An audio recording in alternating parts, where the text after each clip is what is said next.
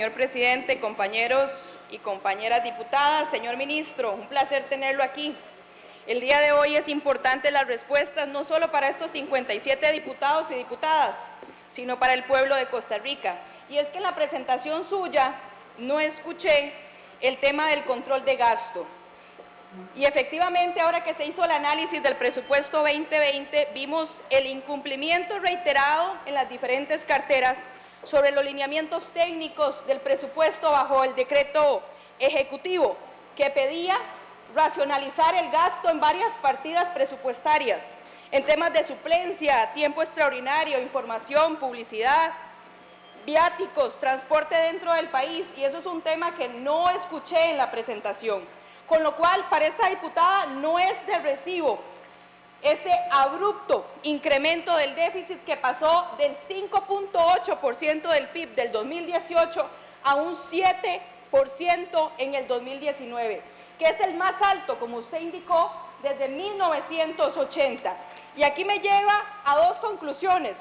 O se está ocultando información importante, tal cual en el año anterior lo sacó la señora diputada Silvia Hernández con el tema del hueco presupuestario, o tenemos un incumplimiento generalizado del objetivo de la política fiscal para crear las condiciones para bajar ese déficit primario. Y aquí necesariamente tengo que subrayar que yo he sido bastante reiterativa y enfática en advertir la falta de compromiso que tiene este gobierno en cuanto al gasto. Y las constantes contradicciones que se han generado en este manejo fiscal. Por ejemplo, una y otra vez he manifestado que al Poder Ejecutivo poco le interesa reducir el gasto público. Y prueba de ello es que el gasto corriente creció en un punto porcentual del PIB entre el 2018 y el 2019. Por otro lado, el gobierno parece impulsar la regla fiscal, pero lamentablemente promueve, patrocina y avala acuerdos con instituciones autónomas y sindicatos para no cumplirla. También indiqué que los préstamos de apoyo presupuestario del BID y del CAF no se podían utilizar para gasto corriente y que tenían que ir dirigidos precisamente al servicio de la deuda. Y fue precisamente gracias a un acuerdo de la Comisión de Asuntos Hacendarios que así pasó. Y así quedó plasmado en ambos acuerdos de la Comisión. Señalé la pésima práctica que tienen los ministerios en cuanto a previsiones presupuestarias. Señor ministro, yo lo invito a leer el informe de mayoría que salió de la Comisión de Asuntos Hacendarios, donde establece una serie de imprecisiones del mismo en cuanto al tema de control y contención del gasto público. Critiqué la ausencia de mecanismos de control y supervisión de la rendición de cuentas en el uso de las transferencias corrientes y de capital, que representan un 32.7% del total del presupuesto. Señor ministro, ¿cuál es su plan B si esta asamblea no aprueba más eurobonos, más préstamos? ¿Cuál es el plan B que tiene el gobierno? Además, ¿dónde está convocado el proyecto de préstamo del CAF para cambiar deuda cara por deuda barata, que las sesiones extraordinarias el Poder Ejecutivo no ha llegado a convocar? A mí me parece importante, señor ministro, que nos pueda dar respuesta de estos temas. No solamente porque nos interesa el tema, sino porque Costa Rica está en jaque precisamente con todos estos números. Muchas gracias. Señor ministro. Señor presidente. Muchas gracias, señor presidente. Muchas gracias, diputada. Yo oí 3 preguntas específicas a las cuales me voy a dirigir. Si no le contesto algo que me haya preguntado específicamente, por favor, hágamelo saber. Déjeme empezar con la más fácil. El plan B, si la Asamblea no aprueba empréstitos y eurobonos, es pagar caro, porque no hay otra opción, a menos de que usted nos diga, ¿verdad? Es pagar caro, es continuar pagando más caro. No hay otra opción, porque nosotros estamos proponiendo gastos, reducciones en el gasto serios.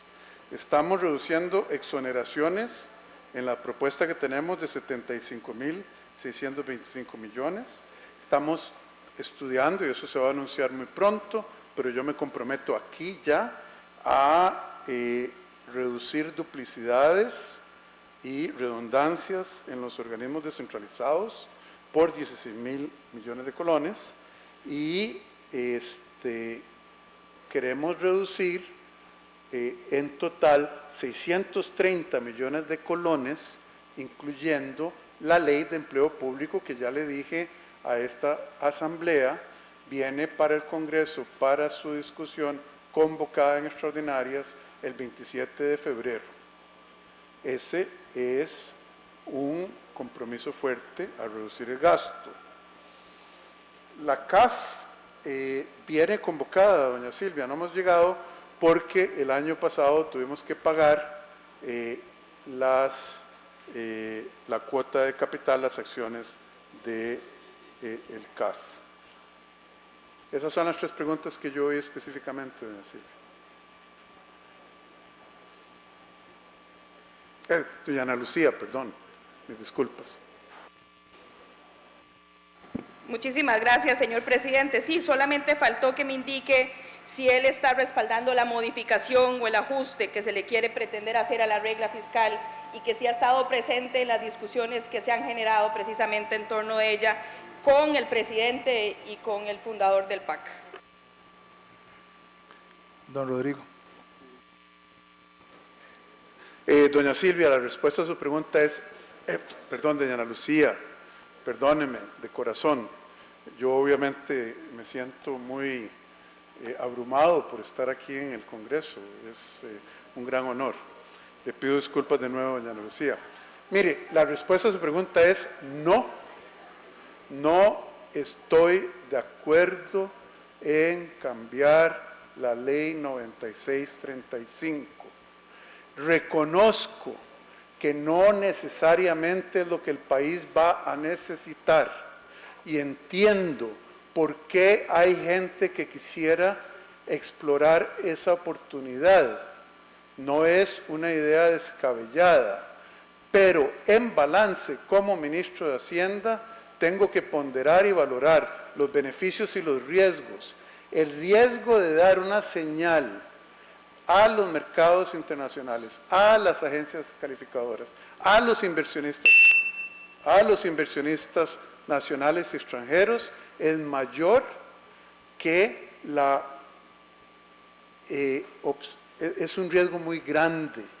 Y además es un riesgo grande cuando tenemos alternativas viables para no llegar ahí y no restringir procíclicamente el gasto público.